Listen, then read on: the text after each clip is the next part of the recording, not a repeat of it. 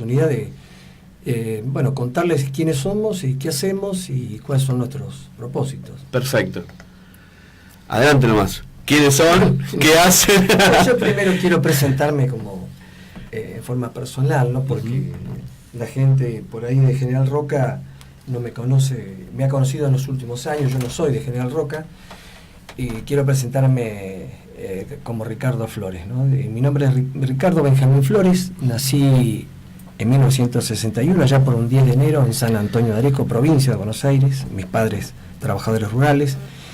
Y bueno, mi madre ama de casa, obviamente éramos 8 hermanos que vivíamos en una pequeña campito a la orilla del río Areco, y por estas circunstancias laborales, de cambio de provincia, donde se compraron nuevas estancias, nuevos campos, y mi padre administrador de campo, pasamos a la ciudad de Curuzucuatía, Corrientes. A los 13 años me radico en Corrientes y me nacionalizo correntino. Exacto, la República Federal de Corrientes. Tengo el acento, pero ahí prácticamente pasé mi vida más fuerte, la adolescencia y la juventud, y bueno, y incluso teniendo las bases de la Tercera Brigada de Infantería, las bases del ejército, la comandancia en Curuzucuatía, una ciudad histórica que fue fundada en 1810, el 16 de noviembre, así que nació con la patria. La fue Belgrano, que en esa campaña del Paraná, pone un cuartel general, y bueno, queda ahí radicada ese cuartel. Dio después a luz la ciudad de Curuzucuatía. Cruz en un papel donde él marca en un mapa una cruz, y queda ahí la historia como la ciudad de Cruz de papel, o marca en el papel. Bueno, Curuzucuatía para mí fue muy importante porque no solo pasé mi adolescencia, donde realmente las vivencias tradicionales de la provincia de Corrientes, yo ya venía de una ciudad de San Antonio de Areco, una ciudad tradicional ya del gauchesca, mis padres trabajadores rurales, y ya me incorporo nada más y nada menos que a la República aparte, la denominada provincia de Corrientes. Ahí estaba la comandancia de la Tercera Brigada, ejército, que digamos era el general, en su momento general Parada, que tenía bajo el mando del ejército de Paso de los Libres, Montecaseros, Mercedes y Curuzucuatía. Todo el sur de Corrientes estaba dominado bajo esa comandancia. Ahí me toca el servicio militar obligatorio, y obviamente que después de vivir esas vivencias de adolescentes tan fuerte que te identifica, que te hace mamar toda esa cultura chamamecera, tradicional, correntina, me hace que me impulse el servicio militar en 1982, y sucede lo de Malvinas.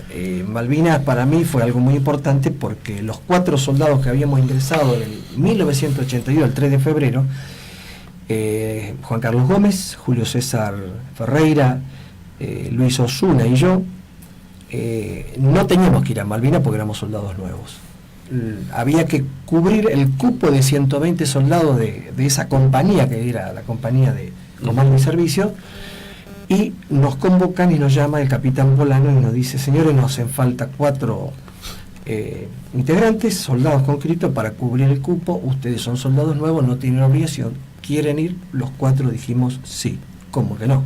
Bien. Lo hicimos de una forma muy patriótica. Sí.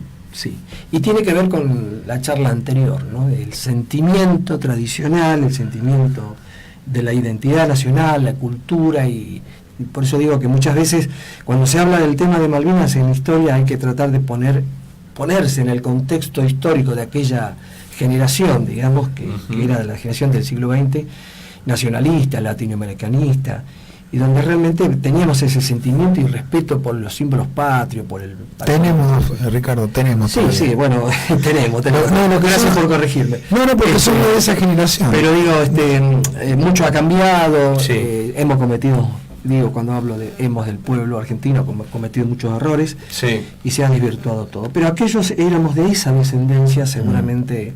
de la descendencia de la década del 60, de estos muchachos del operativo Cóndor, obviamente, y veníamos con ese sentimiento, ese acervo cultural de predisponernos rápidamente, cumplir con esa ley que para nosotros era el servicio militar obligatorio y cumplíamos con mucho respeto. Culturalmente estaba incorporado en la sociedad.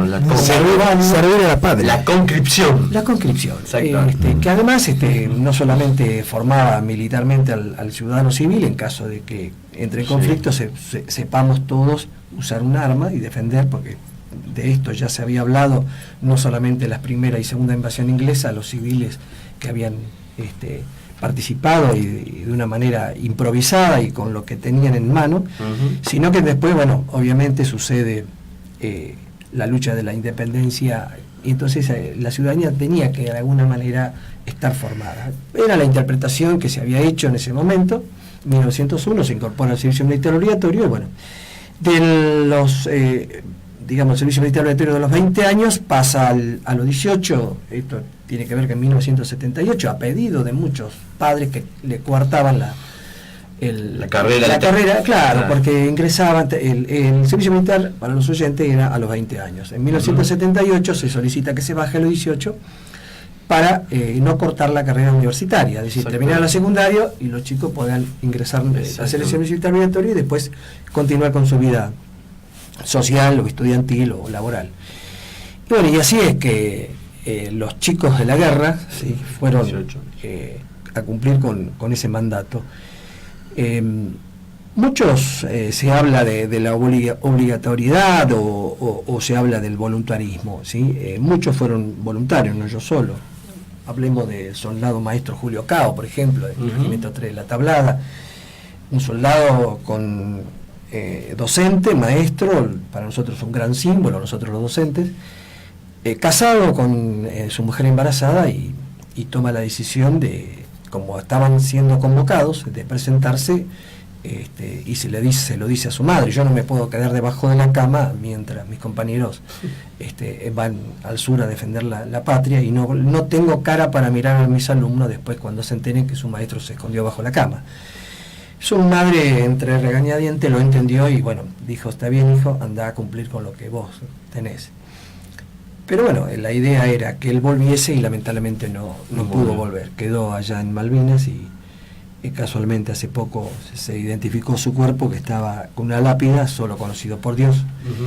Y bueno, para mí eso es uno de los referentes que yo tengo, como docente, y en ese acto de voluntario, bueno, me pudo haber tocado a mí. Yo no soy un héroe, no me considero un héroe, soy un sobreviviente, pero sí me gusta hablar de esos hombres que entregaron su vida, y bueno, yo lo que le puedo entregar ahora es la memoria, recordarlos y contar nuestras experiencias. En 1989, después de haber liderado el grupo de ex soldados combatientes en Malvinas, y esto tiene que ver con los afiches. Vamos a mostrar, sí. Estos afiches que traje, que son un documento histórico, para que se observe de que la lucha de los excombatientes o de los veteranos de guerra se inicia el mismo noviembre-diciembre del año 82, es decir, cuando las leyes de contención hacia aquellos hombres que habían padecido la guerra de Malvinas, el Estado nos dio la espalda. Los quiso esconder debajo de la alfombra.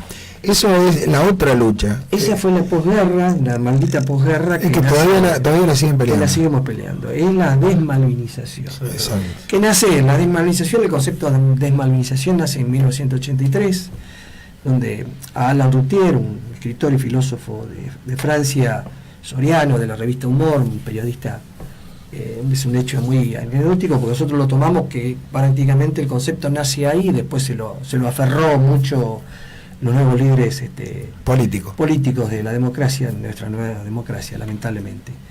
Donde le hacen esa nota periodística a Soriano y le dice: ¿qué cree usted que tendría que hacer Argentina para olvidarse de estos años de la dictadura militar? No hablar más de ello. No hablar más de ello. Y una de las cosas es, para no hablar más de ello, lo que tienen que hacer es desmalvinizar. ¿Cómo? Le dice, ¿cómo desmalvinizar? Qué locura.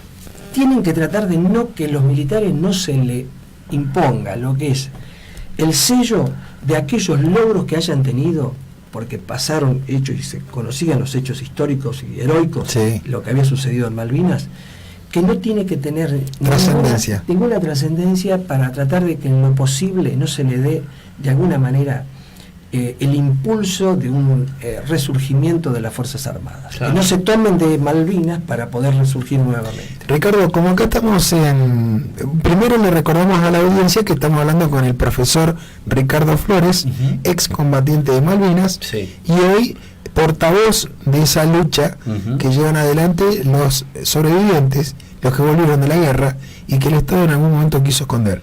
Por eso, como este es un programa que se llama Aprendiendo de la Historia, vamos en este momento a explicar y a contextualizar todo esto que estamos hablando. Después de Malvinas, todos los gobiernos, de una manera u otra escondieron a los sobrevivientes.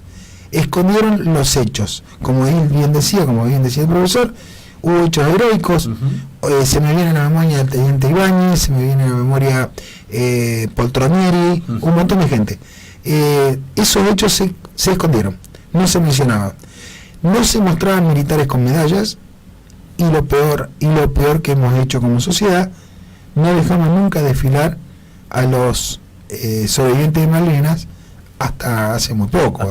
Como veteranos de guerra. Algo que la gente también tiene que saber, que todas las naciones en el mundo tienen veteranos. Muestra con orgullo sus veteranos de guerra, hayas ganado o hayas perdido.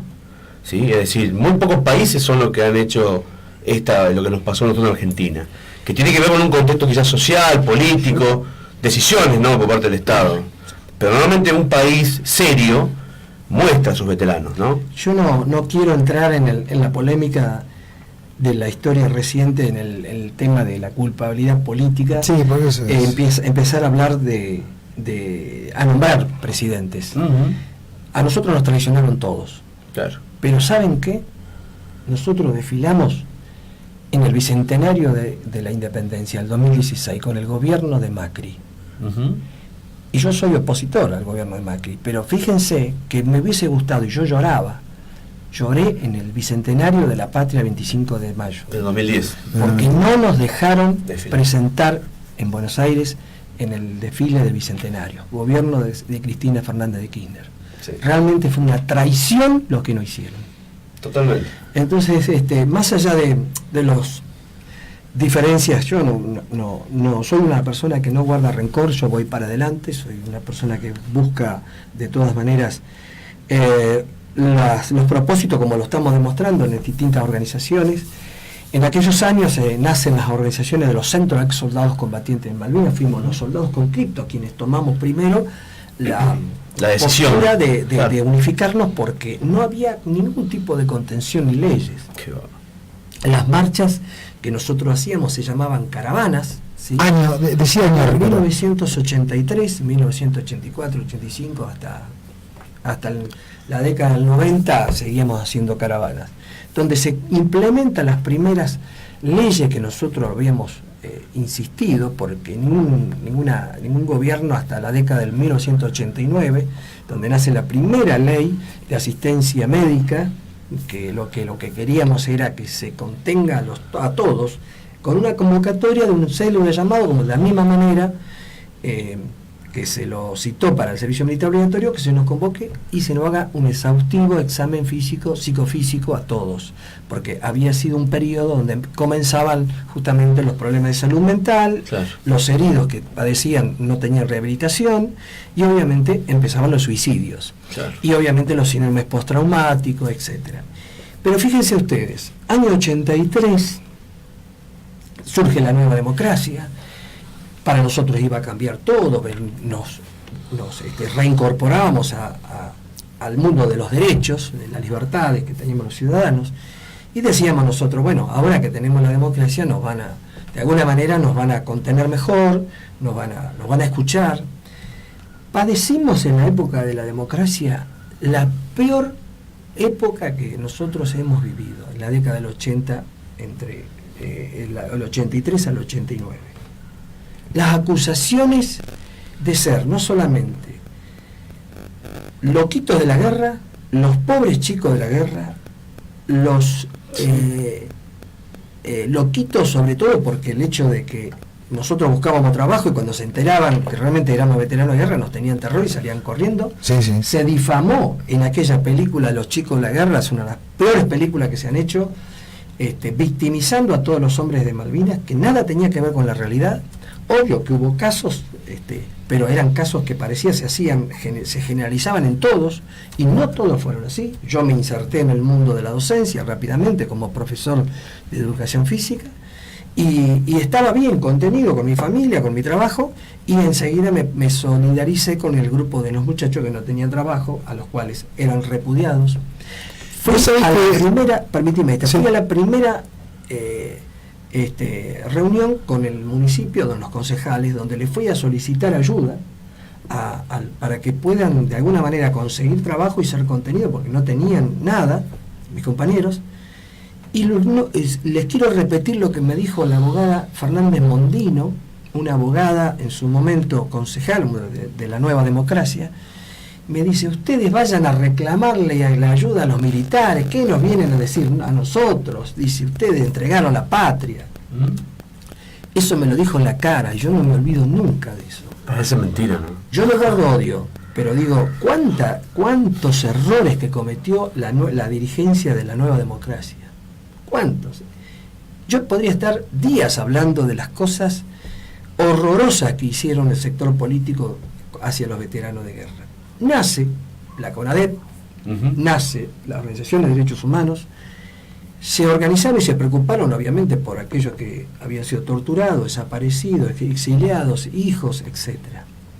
Nunca, jamás se ocuparon, ni pensaron, ni tuvieron intención de aquellos hombres que habían estado y regresado de Malvinas. Ni les importó en qué condiciones. Esto lo dije en la plaza en el año 2013, en un acto que hicimos ahí, acá en General Roca, sí, donde me pidieron que dijese algo, y dije yo, porque era el acto del 24 de marzo, y donde realmente estaban acá la FA y un montón de gente, de dirigentes de la Organización de Derechos Humanos, que yo me solidarizaba con todos aquellos que habían padecido el terrorismo de Estado, que bendecía y voy a seguir defendiendo, como lo defendimos todos, la nueva democracia y la democracia para todos los argentinos, pero también quiero hacer recalcar que nunca, jamás hubo derechos humanos para los soldados y para los hombres de Malvinas, jamás. Y quedaron todos impactados, con ojos grandes así, y muchos me dijeron después, me saludaron, me dicen, nosotros no sabíamos nada. Yo lo tomé como un cumplido, pero creo que no fue así. Nosotros fuimos acusados por las mismas organizaciones de derechos humanos como fachos de la dictadura por reivindicar lo que es el tema de la soberanía, por reivindicar los hombres que lucharon en Malvinas. Nos ataron del carro del terrorismo de Estado, de dictadura, por las mismas gente de organización de derechos humanos. Obviamente, insisto, yo no guardo rencor. Yo mismo me ofrecí para trabajar en la Comisión de la Memoria, estoy integrando, tengo relaciones, muy buenas relaciones con la gente de derechos humanos, pero creo que recién ahora han interpretado quiénes somos los hombres de Malvinas.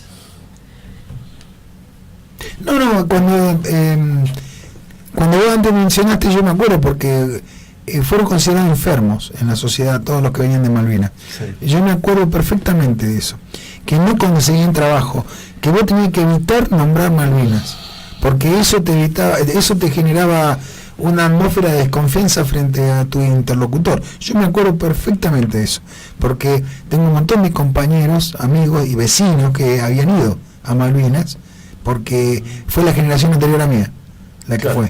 fue. Por eso yo me acuerdo perfectamente de eso. Y con respecto a lo que vos decís recién, que es terrible, eso de que lo ataron al carro de los genocidas, es cierto. Hoy yo recuerdo que hace unos meses atrás, no mucho, hace unos meses atrás, con mucha vergüenza, tuve que reconocer que son los mismos ingleses los que nos dieron una mano. Sí, totalmente. Hay ese médico que ahora me parece, no me acuerdo del nombre, pero creo que es Jeffrey Cardoso, no me acuerdo. Fue un médico inglés que se preocupó, ¿cómo a nadie se viene a reconocer las tumbas acá? Exacto. O sea, son muertos de ustedes. Son los primeros que escribieron, son los primeros que revelaron cosas de la guerra, a pesar de que les dolía, me imagino, tener que reconocer de que el Estrecho San Carlos es un cementerio de barcos, de que la 101 fue detenida por un regimiento, ¿no?, con armas livianas. Hablamos de 101, ¿no? Perdón, me equivoqué, la 101 era la aerotransportada de los ingleses, la SBS, la SAS. La SAS. Estamos hablando de gente, imagino que debe haber sido duro para ellos en el momento de reconocer que tenían soldados experimentados. Quizás no tanto por la guerra de Malvinas, porque la guerra de Malvinas fue enorme para todos, tanto para nuestro país como para ellos, pero fueron los primeros que lo hicieron, ¿o no? Y reconocieron, lo primero que hicieron fue el heroísmo, en el los año actos. 2012, los 30 años de Malvinas, ahí es donde se empieza a hablar. Un documental que es Argentina pudo haber ganado la guerra en 1982, de Discovery Channel, donde la BBC de Londres y bueno, las Fuerzas Armadas Argentinas pasan a testimoniar, y Sandy Woodward, el comandante de la flota británica, junto con Julian Thompson, uno de los oficiales que lideraba también las fuerzas especiales, expresan que Argentina casi pierde la guerra en 1982. Esto, más allá de la frase, lo que expresaban era la decisión y la actitud de combate que hubo de los pilotos y de los hombres que tuvieron en la superficie terrestre en las Islas Malvinas, como actos heroicos, como hombres que estaban decididos a todo. Y se recuerda obviamente el batallón de infantería 5, el BIN-5 Robacio, quien solicita al general Benjamín Menéndez y al general Balsa el apoyo correspondiente para hacer un contraataque final y bueno, y de esa manera intentar de alguna manera contrarrestar todas las fuerzas que estaban afuera de Puerto Argentino. La decisión de Menéndez es dice: no, yo no estoy en condiciones de que sigan falleciendo, muriendo soldados argentinos, y firma el acta de acuerdo de la rendición incondicional con el general James Moore, mientras en el frente estaba todavía Robacio a punto de contraatacar. Se entera Robacio, estaba a punto de contraatacar, y se entera que Puerto Argentino se había rendido, o sea, se rindió en ese sentido de que Menéndez había firmado ese acuerdo. Después sale Sandy Woodward, dice que si Argentina no soplaba no hubiera derrotado, esto no hubiera... Julian Thompson dice, esto nos hubiera perjudicado porque tendríamos que haber convocado, si nos atacaban, nos derrotaban. Lo que dice Jeremy Moore textualmente es: embarrado en mis propias heces. ¿Sí? Estaba cagado, y él lo dice estaba con orgullo, así. lo dice porque era uno más. Bueno, con respecto a eso, no viene el caso, pero es anécdota. Sí. Argentina, los pilotos argentinos le tumbaron el Atlantic Conveyor, el Coventry, que eran todos los que tenían las carpas y los elementos de supervivencia. Exactamente. Entonces el ejército inglés necesitaba imperiosamente la capital para resguardarse. El Atlantic Conveyor, para la gente sepa, era un buque de transporte, claro, que traía las pistas móviles, los equipos anfibios, y como diría, no sé, alguna anécdota, no es risueño esto para decir, sin querer queriendo, le hundieron el Conveyor, que era justamente el avión de carga, el barco de carga, y tenían todos los equipos móviles, helicópteros. Por eso, Argentina le tumbó sobre el barco, y ellos, los ingleses, apremiados por el hecho de que estaban a la intemperie, alejados 14.000 kilómetros de su base, forzaron en Monte London, en todos los lugares, Bahía Agradable, todos los lugares que hubo, el final de este conflicto, que como bien dijo acá Ricardo, quedó el BIN-5 esperando órdenes que nunca recibió, porque el BIN-5 fue uno de los grandes protagonistas de la guerra, uno de los grandes. El BIN-5, Batallón de Infantería Marina 5, justamente figura en los estandartes de ellos varias medallas, incluso hay una mención del ejército inglés para ello. Pero vamos a la actualidad. ¿Qué te parece? Vamos a la actualidad. ¿Qué está pasando con los veteranos hoy? Bueno, en aquellas épocas vamos a mostrar todo. Estaba luchando, fíjense ustedes acá, contra la desmalvinización. Y fíjense que figura dentro de las agrupaciones de veteranos de guerra no solamente la de Cursupatia, sino la de General Roca. General Roca, sí, acá se ve, ahí lo estamos mostrando, la gente que nos está siguiendo por Facebook Live y también por las otras redes sociales se pueden conectar con nosotros, ¿no, señor Gustavo Fasa? Sí, señor, al 298-459-9173. También vamos a sacar unas fotos y las vamos a poner en las redes para quien está escuchando por radio. Le mandamos un saludo al señor Cristian Palmieri, que nos está escuchando, también a Hugo Díaz. Mirá, se suman a esto. Ahí estamos mostrando, la gente que está por Facebook, está siguiendo en directo por Facebook Live, está mirando, ¿no? Mirá vos, General Roca, Río Negro, convocando contra la desvalorización, ¿no? También, bueno, yo en ese momento estaba en Curso Cuatea Corrientes. Vos estabas en la República Correntina. Ya estaban los muchachos trabajando con Luis Muñoz, que es uno que ha venido de nosotros. Julio Almendra, eran los primeros que estuvieron liderando estas organizaciones. Y bueno, después Jorge Jiménez, que se incorporó después. Sí. Pero esto, la organización de veteranos de guerra en General Roca, que se llamó en su momento la agrupación 2 de abril, nace en 1991, ¿sí? Con su primer presidente, que fue Luis Muñoz. Sí, un saludo para Luis, que lo trajimos a todos los muchachos. Sí, normalmente, todos los muchachos que están escuchando de la asociación, a los excombatientes, un gran saludo para ellos. Nosotros siempre nos encontramos por las escuelas. Con Ricardo hemos compartido momentos muy agradables, ¿no? En las escuelas del UNO, en otras escuelas, cuando llegó chico Maiquero a la universidad. Qué lindo seminario de la universidad. Sí, digamos, hay que repetirlo, Ricardo, hay que repetirlo, los seminarios muy lindos, porque en el campo de educación, ¿qué nos pasa? Justamente hay una ausencia de estos contenidos, pero por eso recalquemos y reconozcamos que Ricardo hace docencia desde hace un tiempo largo, que se ofrece, pone toda su pasión, todo su espíritu para explicar en los colegios estos temas. Y ¿saben una cosa? Los chicos están encantados. Sí. Los chicos les encanta que le cuenten esto porque no saben nada de todo esto que está pasando. Hace un tiempo atrás nos visitó Poltronieri, que justamente es uno de los que él padre no le gusta decirlo, es una persona realmente muy humilde, muy sencilla, y no le gusta decir o reconocerse como un héroe, pero en realidad fue uno de los premiados, ¿no? Es decir, o reconocidos, no premiados, reconocidos por el Congreso como un combatiente que ha demostrado su valor en combate, y mucho más también, ¿no? Porque la verdad que su experiencia de vida es enorme, y los chicos nos escuchaban encantados. Para tener, llenamos, vos estabas, Ricardo, ahí presente, lo viviste, llenamos la sala, éramos más de casi 100 pibes, 100 estudiantes de cuarto. Éramos. Sí, yo también estaba ahí. Pero escucharlo, viste, y era una cuestión, viste, una cosa realmente impresionante. Solo para recordarle a la gente, Oscar Poltronieri en aquel momento que era un soldado jovencito, de 18 o 20 años, solito él con su ametralladora, la FAP, la grande, detuvo todo un batallón inglés mientras sus compañeros se pudieron replegar y salvarse. Exacto. Todos lo dieron por muerto, estoy hablando de un Rambo. Todos lo dieron por muerto y al otro día apareció él. Descargó toda la bala que pudo y salvó a sus compañeros. Reconocido primero por quién, por el enemigo. ¿Se dan cuenta de eso?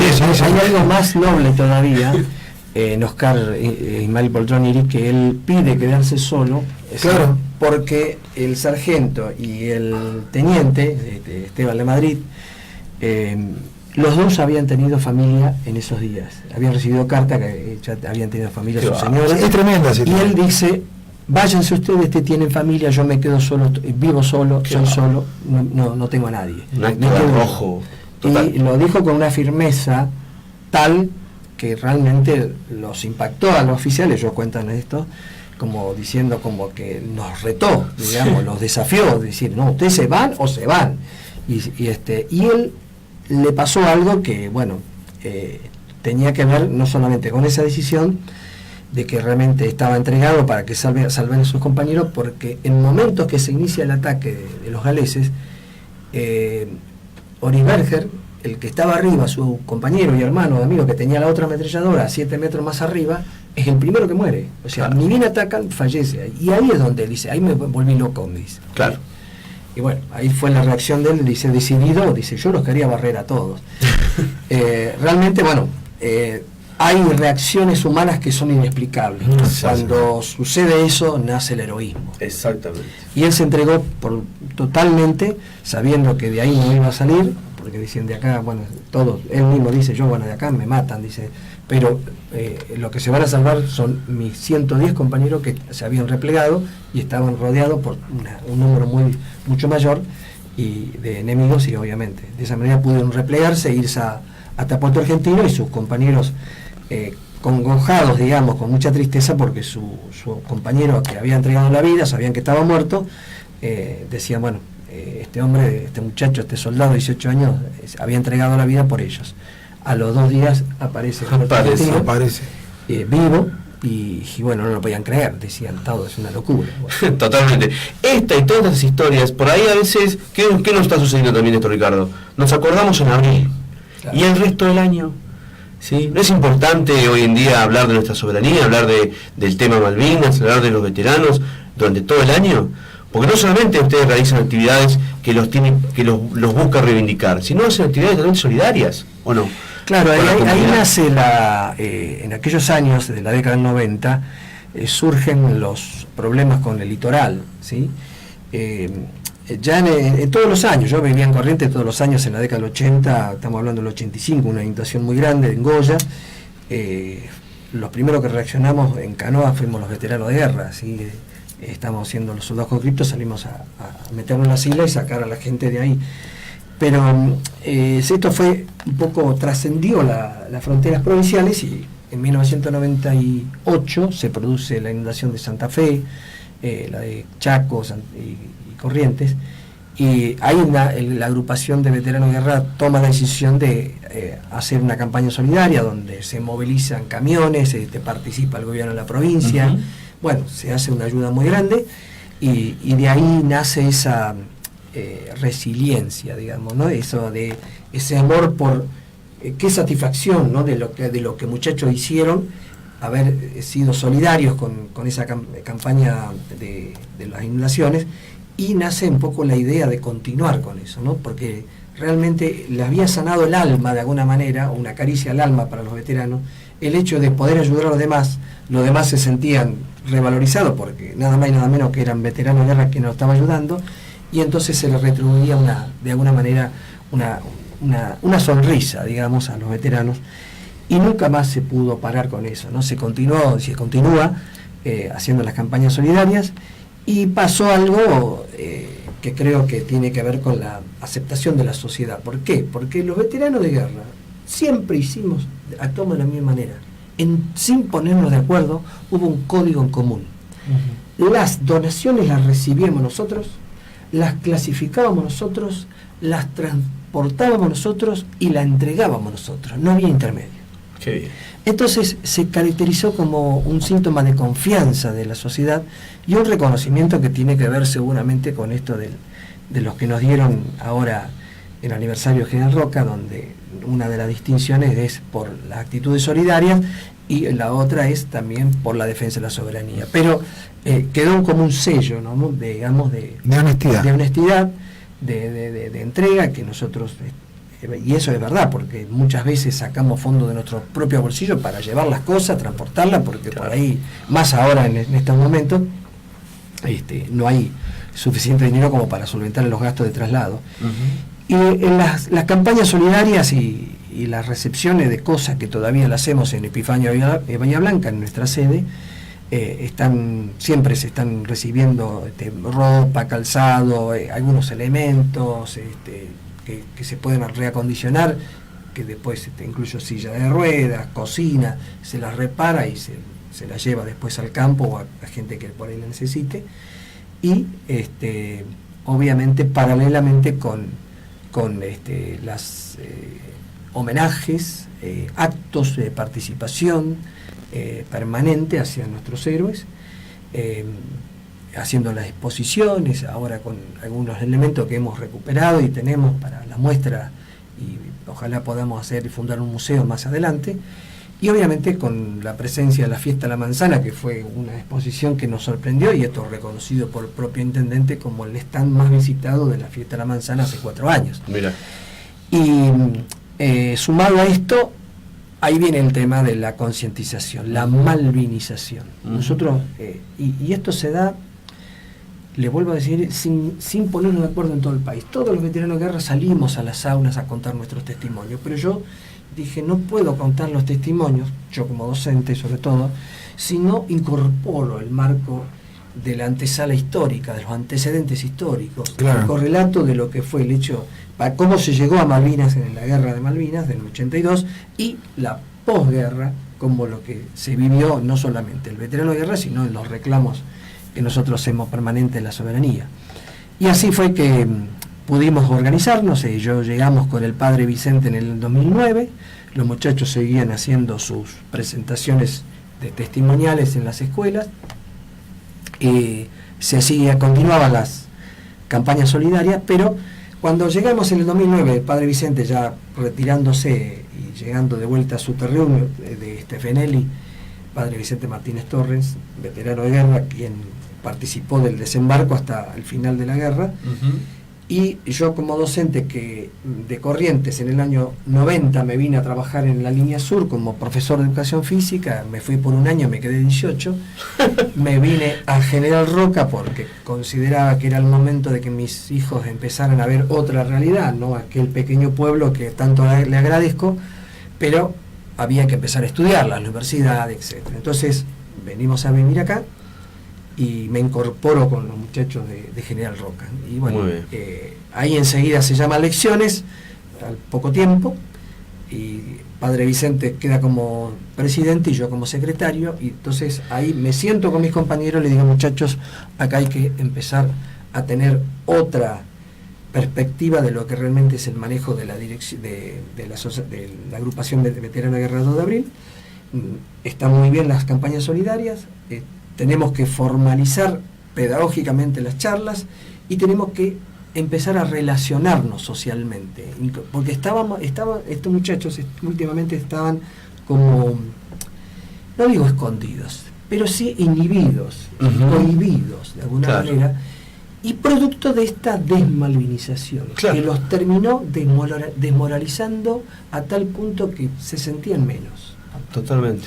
Y se refugiaban más que nada en las campañas solidarias, porque ahí sí tenía ese reconocimiento del afecto. Exacto.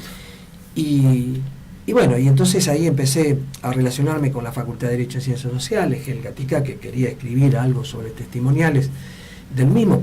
Implementamos el tema de los reportajes, ellos lo hicieron con el voluntariado de la Facultad de Derecho y Ciencias Sociales y la Comunicación Social, y en el año 2012 logramos presentar el libro 30 años de Malvinas, testimonios, múltiples relatos, una misma guerra.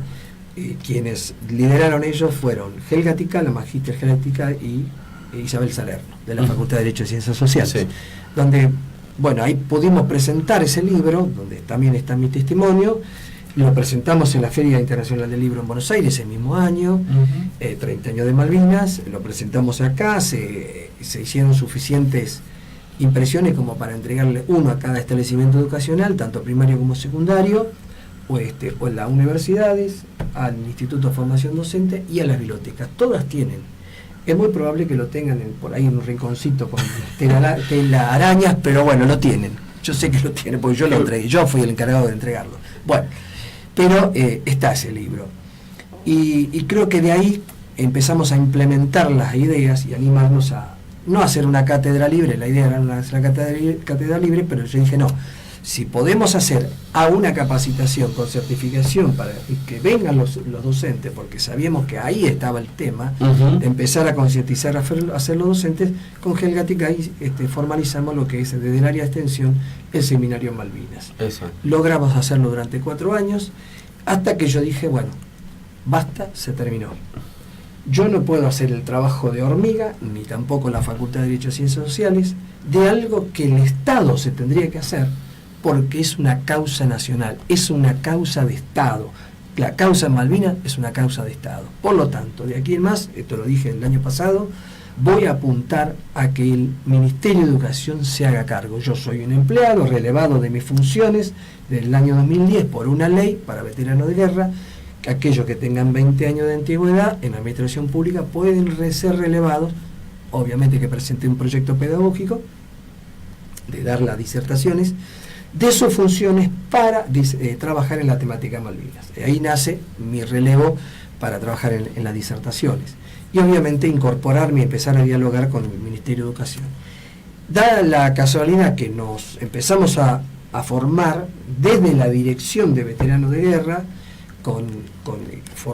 hicimos un cambio, digamos, de la conducción, donde se incorpora Rubén Pablos de Bariloche, Jorge Torres de Viedma y yo, hicimos un equipo de trabajo y presentamos junto con el vicegobernador Pesati, que es un profesor de historia, un gran historiador, pero es muy malvinero. Y la idea era justamente de concretar un anhelo tan grande que era crear por ley un observatorio Malvinas dentro de la legislatura.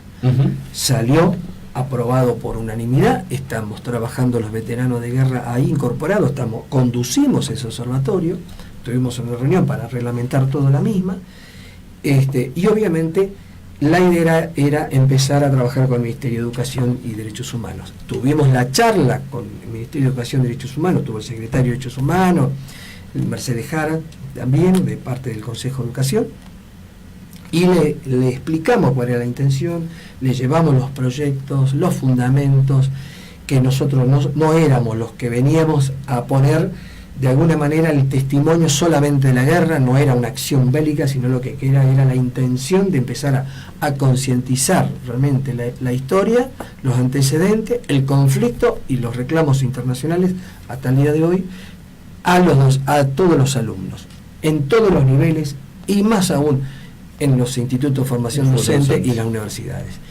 Fue muy bien aceptado, están muy entusiasmados con el Ministerio de Educación sobre el trabajo que vamos a elaborar, y la idea principal es, mejor dicho, el cambio o incorporar dentro del diseño curricular la temática Malvinas, y la propuesta de Mercedes Jara dijo, ¿por qué no una ley?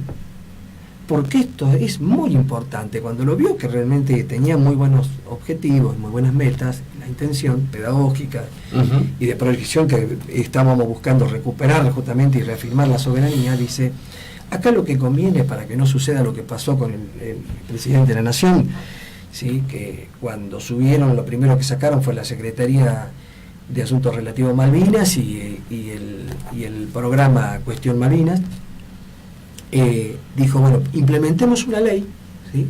Para que quede incorporado dentro de la temática de las enseñanzas Malvinas,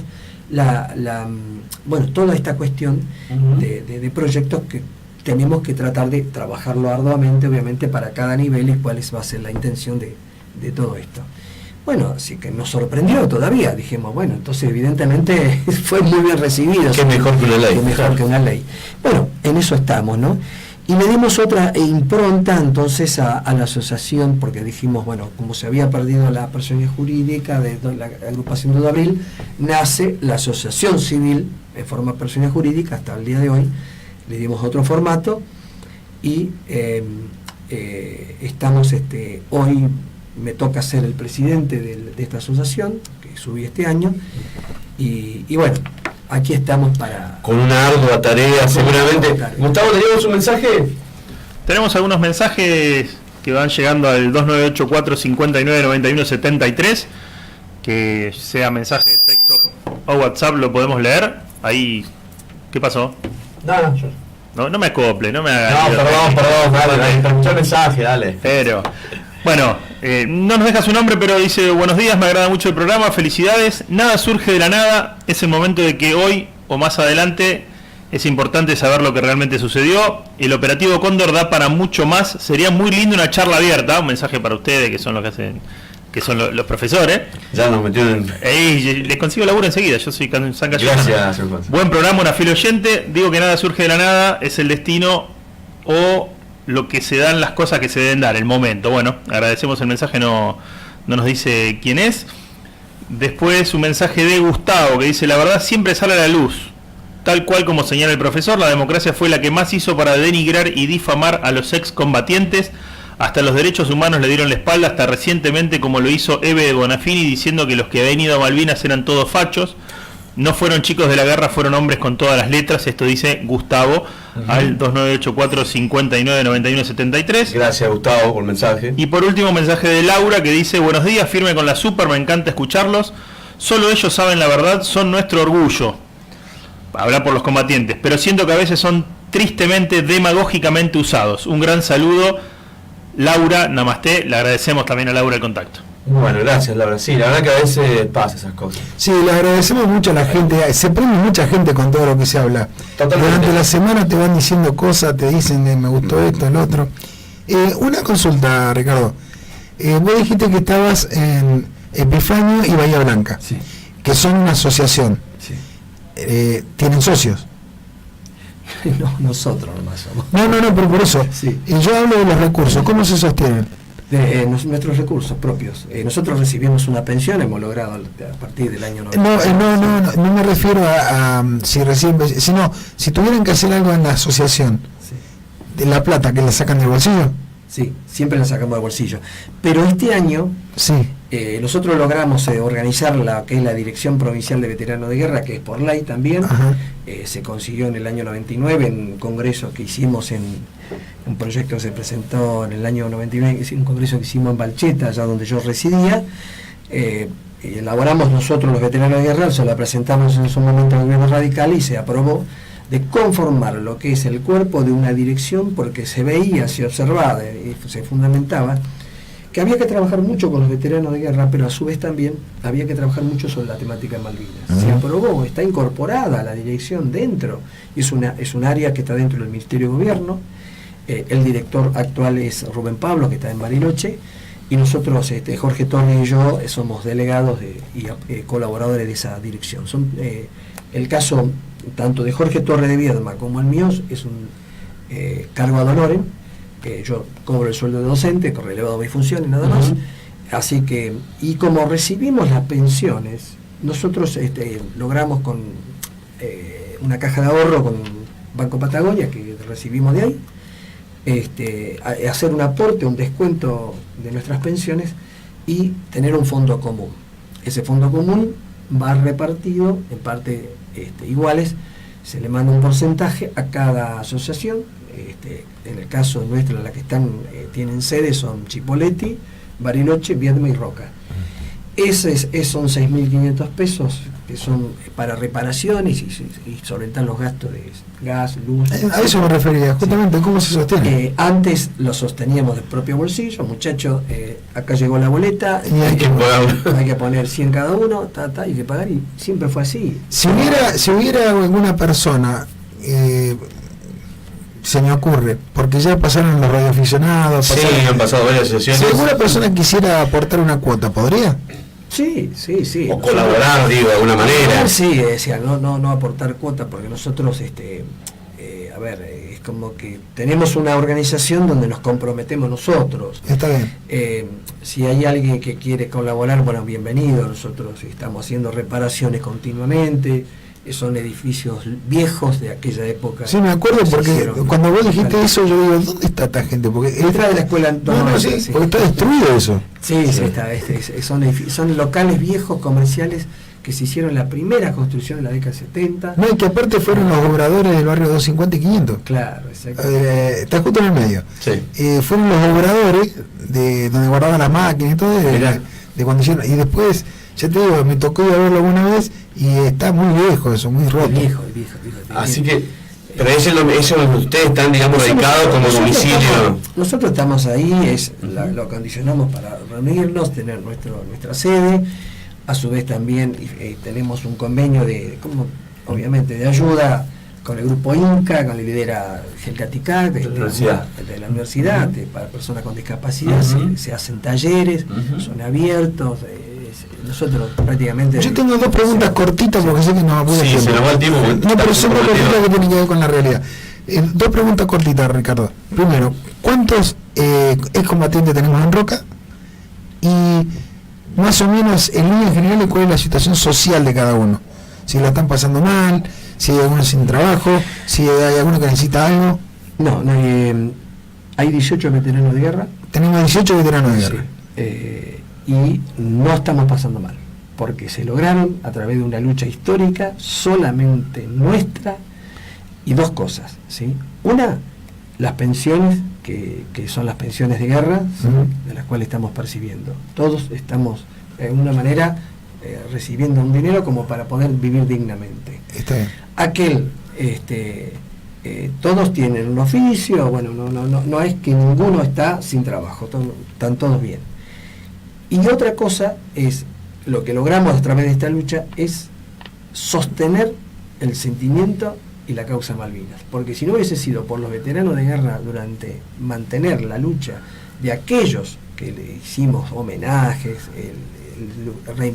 digamos, proclamamos lo que es la reivindicación de la lucha por la soberanía, el mantener vigente lo que fue la lucha en sí de los hombres que estuvieron en Malvinas, esto se hubiera caído. Esto lo dijeron un montón de políticos, incluso lo dijo Javier, este muchacho, no me acuerdo, bueno, ya se me fue el nombre, el mismo vicecanciller que vino a disertar acá en Malvinas, donde dice, tengo que reconocer que si no hubiese sido por los veteranos de guerra mantener esto se hubiera caído. La idea de malvinización o la idea de sostener la causa hubiese quedado nada más que en un acto formal de Cancillería y nada más. Es que ese era el fin, digamos, era la finalidad. Yo tengo algo para decir antes que me vaya. Dale, sí, porque es por tu tiempo. Nosotros podemos estar todo el día escuchándote, la verdad. Es el tema de... ¿Qué hicimos en Buenos Aires? Este famoso 26S, ¿no? El famoso... Un lío bárbaro. Sí, eso queremos saber. Bueno, lo que sucedió es que tiene que ver con todas estas luchas reivindicatorias. Nosotros, si bien recibimos las pensiones, lo que el año 89 pedía, en esta ficha está, es la atención, ¿sí?, de los veteranos de guerra en el tema salud, ¿sí? Ahora la mostramos. En el tema salud, nosotros lo que buscábamos era que se atendiese a todos los veteranos de guerra y que se le dé un tratamiento, por lo menos una evaluación. Fíjate que está el tema trabajo, educación, esta era la primera presentación, ¿sí? Acá está el tema de salud, año 1985. Sí. Estamos hablando de que nunca se pudo concretar esa examen, convocatoria y examen exhaustivo. ¿Qué se tuvo que hacer? Cada fuerza militar hacer, digamos, organizarse dentro de sus hospitales militares con un cuerpo médico, psicólogos y cuerpo médico especializado, para que los hombres de Malvinas, que cada uno haya estado en su fuerza, en el caso del ejército, bueno, yo que tuve el ejército me presentaba y solicitaba el anexo 40. El anexo 40 tiene que ver con una revisación médica profunda que tenía que hacer y evaluar si realmente tenía o un síndrome postraumático o un estado de ansiedad permanente producto de la guerra, es decir, una discapacidad psicológica. ¿Qué pasó? Lamentablemente siempre tenemos que nosotros ser los que estamos reclamando en forma permanente. Prácticamente se dio la orden de gobiernos anteriores que se le hiciera un simulacro de examen y se pusiera que está bien para mandar a la casa, para no otorgar lo que ya por ley se había conseguido, de que si tenía un porcentaje de discapacidad psicológica con problemas de salud mental, se lo tratara y se le diera un adicional, ¿sí?, dentro de las pensiones, un adicional económico para el tratamiento. Claro. Y como no hay hospitales de salud mental especializados en el país, en el tema de salud mental, salvo en Buenos Aires, el hospital militar, uno que se hizo en Cursucuatiá hace un par de años atrás, que ya está desmantelado, y otro que había prometido la presidenta Cristina Fernández de Kirchner en Comodoro Rivadavia, que nunca sucedió. Es decir, no tenemos centro de salud conformado para atender a los veteranos de guerra. Y para salir del tema están todos bien, entonces. Exactamente. Para el gobierno nacional está todo bien. Bueno, una de las causas era justamente que se atendiese y que se saquen los expedientes, por eso fuimos al Ministerio de Defensa, de los anexos 40, los exámenes que incluso hace 4 años que estaban guardados, archivados, y no se hacían cargo ni el gobierno anterior ni este menos.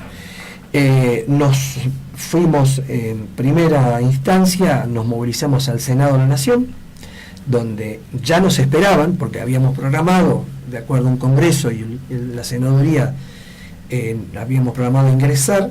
Se seleccionó 10 referentes, entre ellos el presidente de la Confederación, de nosotros estamos nucleados, de Veteranos de Guerra de la República Argentina, Rubén Rada, y el presidente de la Comisión Nacional Malvinas, que nuclea a todos, que es Reinaldo Arce. Ambos, junto con otros compañeros, 10 en total, se presentaron en el Senado de la Nación y obviamente reclamaron con contundencia que es una vergüenza lo que se ha, acordado entre la Cancillería Argentina, a través del vicecanciller Furadori, y el canciller Duncan de Gran Bretaña. El acuerdo Furadori en Duncan el 13 de septiembre de 1916. Esto tiene que ver con el famoso Tratado de Madrid, ¿sí? La entrega de la soberanía a través de permitirle la explotación de los recursos naturales, asociándose, entre comillas, dejando el tema de la soberanía de lado. Bueno, queda mucho para hablar el tema del Tratado 90, por eso digo, todos los gobiernos son responsables del 83 en adelante de lo que hicieron o no hicieron, o por lo menos algunos hasta generaron una indiferencia total en el tratado, en el tema de la soberanía. Data de aquello de retomar lo que es el Tratado de Madrid de 1990 para permitirles a Gran Bretaña la explotación de los recursos a cambio de nada. Y esto es nuevamente la reafirmación de aquel tratado. Y el Senado de la Nación o el Congreso de la Nación parece que hizo caso omiso, está preocupado en otra cosa. Se está entregando la soberanía y parece que... De esos temas no se hablan. De esos temas no se hablan. Pero acá pasa algo más grave todavía, porque fue Rubén Pablos, nuestro director provincial, que les les gritó: yo quiero que ustedes me contesten si está vigente la Constitución Nacional Argentina. ¿Está vigente, señores senadores? Está vigente, los obligó a que le digan que sí. Bueno, entonces, ¿cómo se va a violar el tratado transitorio, la disposición transitoria, donde realmente ahí fundamenta justamente los reclamos que nosotros estamos haciendo, la afirmación de los reclamos que estamos haciendo a la soberanía en nuestra Constitución? Estamos violando la Constitución argentina, por un lado, haciendo un tratado a espalda del pueblo argentino y encima sin pasar por el Congreso de la Nación. Bueno, todo mal, es totalmente anticonstitucional. El rechazo fue contundente, se logró a través de, al otro día fueron recibidos un grupo, el día 27, un grupo de veteranos se quedaron ahí, se quedó también Rubén Pablos, nosotros regresamos, pero se logró que los recibieran en la comisión y entre esa obviamente aparece la senadora Magdalena Odarda, que es muy malvinera, y donde le propone a los muchachos de que se haga una audiencia pública en el Senado de la Nación, convocando justamente al canciller argentino, para que dé explicaciones sobre este tema. Entonces, la audiencia va a tener una particularidad. Quienes van a exponer primero van a ser los veteranos de Guerra de Malvinas, y después se va a armar el debate en el Senado de la Nación. Creo que es un logro muy importante. Sí. Lo que se va a exigir, obviamente, es que se quite este tratado absurdo. Total. Y obviamente el del tratado del 90.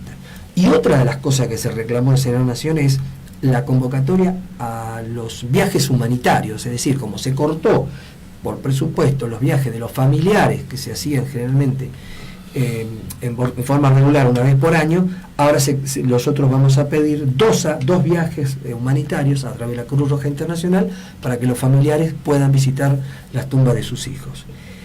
Entre estas otras cosas, después nos movilizamos hacia 7.000 veteranos de guerra, nos movilizamos hacia el Ministerio de Defensa. ¿Por qué? Y esto es muy importante, muchachos, porque 14.100 éramos los hombres que estamos en Malvinas, en la zona terrestre. Estamos hablando de soldados, oficiales y civiles que había en Malvinas. Qué bien, sí. 8.000 más estaban en los buques y los pilotos que iban y venían, obviamente, de la Fuerza Aérea.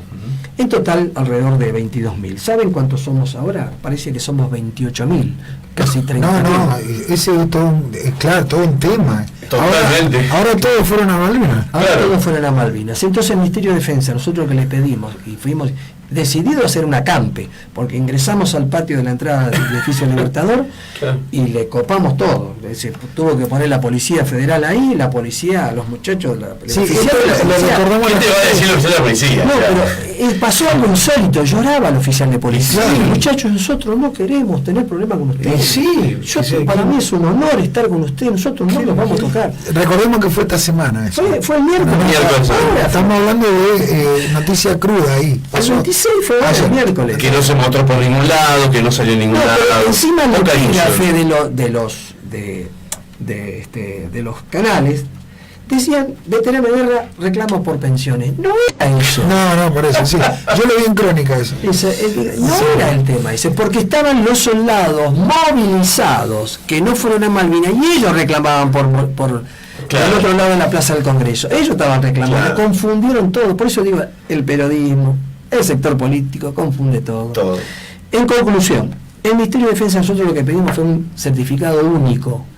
¿Por qué? Porque no hay que lo otorgaba las distintas fuerzas. ¿Y quiénes hicieron parir nuevos veteranos de guerra? La Marina y la Fuerza Aérea. ¡Apa! Porque le otorgaron a los hombres que estuvieron en el continente, que estuvieron en Río Gallegos, en Santa Cruz, bueno, etcétera, y que para ellos era considerado veterano de guerra, empezaron y otros que por juicios, ¿sí? Los jueces le fallaron a favor. Entonces, por decreto o por justicia o por sanción de ley de una justicia o por disposición de la fuerza, parimos nuevos veteranos de guerra. ¿Y eso qué pasó?